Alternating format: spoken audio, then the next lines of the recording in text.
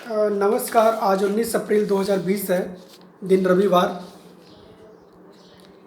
आज भी MA second semester के विद्यार्थियों को पढ़ाना है। कल हमने आपसे बात किया था माउंटबेटन योजना के ऊपर, जो 3 जून 1947 को प्रस्तुत की गई थी लॉर्ड माउंटबेटन द्वारा। और माउंटबेटन की जो योजना थी, वही योजना एक विधेयक के रूप में 4 जुलाई 1947 को इंग्लैंड की संसद में प्रस्तुत हुई, जिसको इंग्लैंड की संसद ने 18 जुलाई 1947 को पारित कर दिया और भारत स्वतंत्रता अधिनियम 1947 बना। इस तरह से भारत स्वतंत्रता अधिनियम 1947 के माध्यम से ही भारत और पाकिस्तान नाम के दो नए देश बनाए गए। इसी को आज देखना है कि भारत स्वतंत्रता अधिनियम में क्या था, कैसे था। तो भारत स्वतंत्रता अधिनियम 1947 जो आज टॉपिक पढ़ना है हमें, उसमें 20 धाराएं थीं और उन्हीं 20 धाराओं में ये तय होना था कि भारत और पाकिस्तान को क्या मिलने वाला है, उनकी अधिकारिता क्या होगी और किन शर्तों के साथ उनको सत्ता सौंपी जाएगी।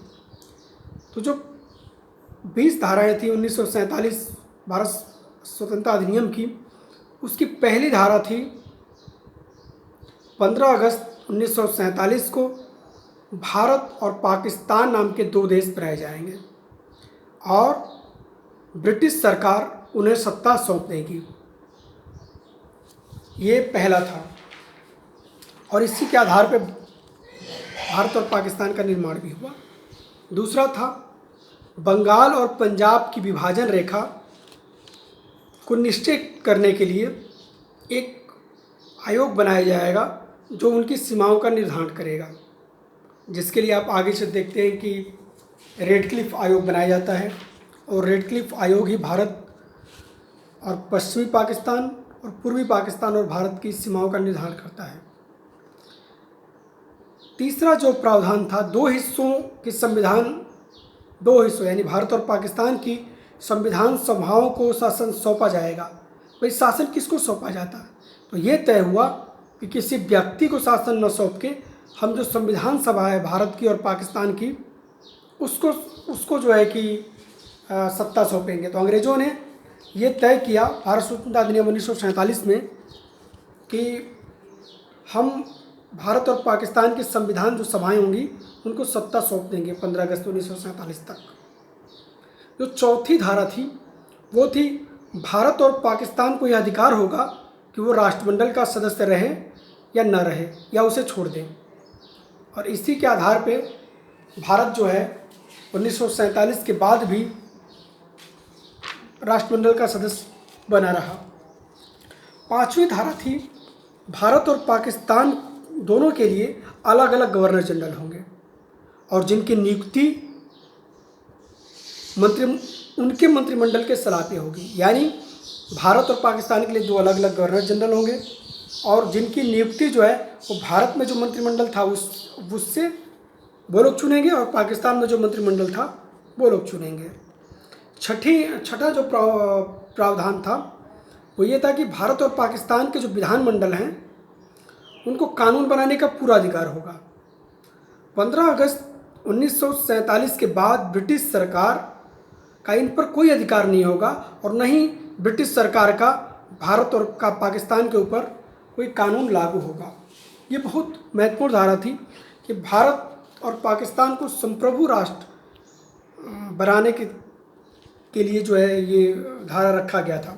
सातवां प्रावधान था भारत मंत्री का पद समाप्त कर दिया जाएगा। यानी जो भारत मंत्री का पद होगा उसको समाप्त कर दिया जाएगा और भारत और पाकिस्तान का जो मंत्रिमंडल या वहाँ के संविधान सभा, वहाँ के लोग जो पद रखना चाहते हैं इसके लिए वो रख सकते थे।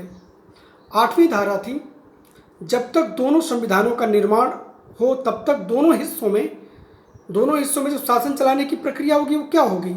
तो बताया गया कि जब तक दोनों देश आत्मनिर्भर नहीं हो जाते हैं तब तक 1935 भारत सरकार अधिनियम के आधार पर ही वहाँ का शासन चलेगा। लेकिन गवर्नर जनरल और प्रांतीय जो गवर्नर थे उनका कोई विशेषाधिकार नहीं होगा। जो भारत और पाकिस्तान के लोग चाहेंगे वही कानून होगा, वही मान्य होगा। जो नौवां प्रोविज़न था वो था, जब तक नए विधान के अनुसार चुनाव नहीं हो जाते हैं तब तक वर्तमान में जो प्रांतीय विधानमंडल हैं वो कार्य करते रहेंगे। आप देखेंगे कि भारत में जब 1951-52 का जो चुनाव होता है उसके बाद नया मंत्रिमंडल बनता है। 47 से 51 तक वही मंत्रिमंडल लगातार कार्य करता है। और अगला प्रोविज़न जो है और एक चीज़ और देखेंगे कि भारत स्वतंत्र हुआ 15 अगस्त को और पाकिस्तान स्वतंत्र हुआ 14 अगस्त रात में। तो भारत के जो प्रथम गवर्नर जनरल थे वो माउंटबेटन थे। स्वतंत्र भारत के प्रथम गवर्नर जनरल माउंटबेटन थे और प्रथम प्रधानमंत्री जवाहरलाल नेहरू थे। पाकिस्तान के प्रथम गवर्नर जनरल मोहम्मद अली जिन्ना थे और प्रथम प्रधानमंत्री लियाकत अली थे। इसी भारत स्वतंत्रता अधिनियम के अनुसार गवर्नर जनरल का पद बना और प्रधानमंत्री का पद बना। और 1935 के कानून से ही शासन चलाना था जब तक कि दोनों देश एक दूसरे मतलब अपना अपना संविधान नहीं बना लेते। अब बात करते हैं 10वां प्रावधान क्या था इसमें। 15 अगस्त 1947 से ब्रिटिश सरकार देशी रियासतों पर से अपनी सर्वोच्चता समाप्त कर देगी। यानी ब्रिटिश सर्वोच्चता देशी रियासतों पे नहीं लागू होगी। देशी रियासतें इस बात के लिए स्वतंत्र होंगी कि वो भारत में मिले, पाकिस्तान में मिले या फिर वो स्वतंत्र रहे। आप देखेंगे इसी का लाभ उठा करके 3 रियासतें जम्मू कश्मीर, जूनागढ़ और हैदराबाद, इन तीनों रियासतों ने इसी प्रावधान का लाभ उठा करके भारत स्वतंत्रता अधिनियम 1947 के इसी प्रावधान का लाभ उठा करके न तो पाकिस्तान में मिली न भारत में। और ये भारत में जब रियासतों का एकीकरण किया गया तो ये एक समस्या के रूप में तीनों रियासतें सामने आई थीं। अब बात करते हैं 11वां प्रावधान। 11वां प्रावधान क्या है? भारतीय नागरिक सेवाओं के पदों को बरकरार रखा जाएगा और भारतीय नागरिक जो सेवक हैं यानी सिविल सर्वेंट हैं उनको भी बरकरार रखा जाएगा। अंग्रेज़ों को ऐसा लगा कि अगर हम भारत छोड़ देते हैं और भारत और पाकिस्तान के लोग यहाँ की सिविल सेवा को समाप्त करके कोई नई व्यवस्था लागू करने का प्रयास करेंगे, अगर कोई विद्रोह हो गया या गृह युद्ध हो गया या कोई आंतरिक समस्या उत्पन्न हो गई तो फिर कौन सा प्रशासनिक व्यवस्था जो है कि उन समस्याओं का समाधान करेगा। इसीलिए भारत स्वतंत्रता अधिनियम 1947 में ये भी प्रावधान किया गया कि भारत जो इंडियन सिविल सेवा है उसको बरकरार रखा जाए और तब तक बरकरार रखा जाए जब तक कि कोई नई व्यवस्था भारत और पाकिस्तान नहीं कर ले।